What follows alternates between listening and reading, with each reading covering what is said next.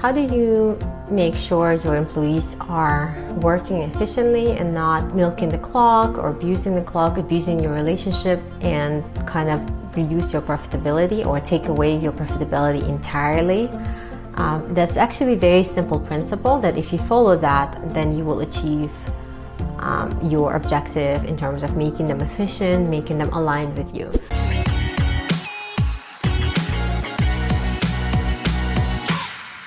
Currently, or normally the situation is like this. If most employees are paid hourly, right? And you get paid probably piecemeal or something like piecemeal. So you agree to some sort of price with the customer ahead of time.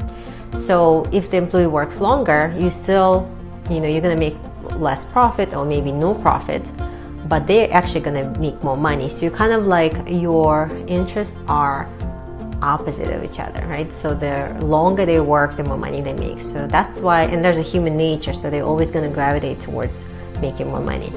So what you need to do is align it correctly. So if the employee is working way longer than they should, they're kind of procrastinating, taking their time, not because they can't physically work better or more efficient or harder, but just because they don't want to, they're just kind of slacking off. They're fully capable. If you're certain of that, then here's what you do.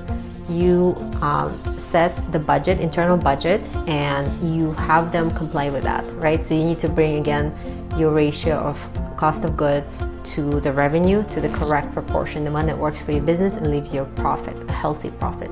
And then if they step outside of it and cause you like financial losses and don't allow you to hit that number, then you give them a warning that if you are doing this and causing loss of profitability, we're actually going to take you off the schedule, or we're going to reduce your pay, your hourly pay moving forward. You can't charge them, backwards, but you can do it moving forward. You can discipline them, give them a warning, and say if that happens again, or it's going to keep continuing on, then we're going to reduce your pay beginning that date, right after the probational period. And so what's going to happen now that if their pay starts getting decreased or the income is decreased because they're taken off the schedule as a discipline, suddenly their pain and your pain will be aligned, right? So you make less money, they make less money. Instead of in the past, it was the opposite.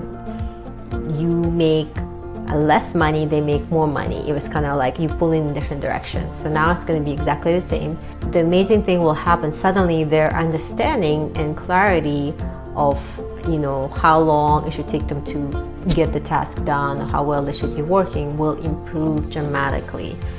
And there's no substitute for that mechanism anywhere else, neither in the company culture. Like having strong company culture might not be enough, having checklists might not be enough, having multiple discussions, having bonuses, employee prizes, begging, repeating yourself is not going to work as well as if your pains are aligned and your gains are aligned. The more money you make, they should make more money. The less money you make, they should make less money. So you can achieve the same with commission structure, but I know not everybody likes commission. So that's the second best way I found that works really well. And now you're going to ask me, Elena, how am I going to do that? How am I going to take them off the schedule if my schedule is full, and who's going to do all this work, right?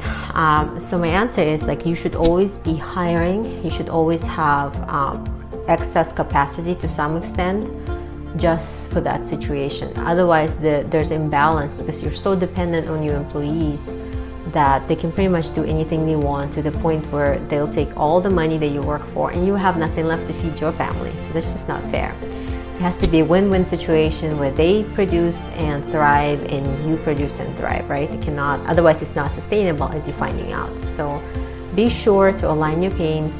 And again, the solution to that is just excess capacity. If you can at any moment take somebody off the schedule and then bring in another employee who's ready to go, who's trained, who's selected carefully, then that would kind of keep things more balanced instead of lopsided in the favor of your employees. I hope that makes sense. If you found that this was helpful, please comment in the comments below. If you have any questions, let me know as well. I'll be happy to answer them and record another video.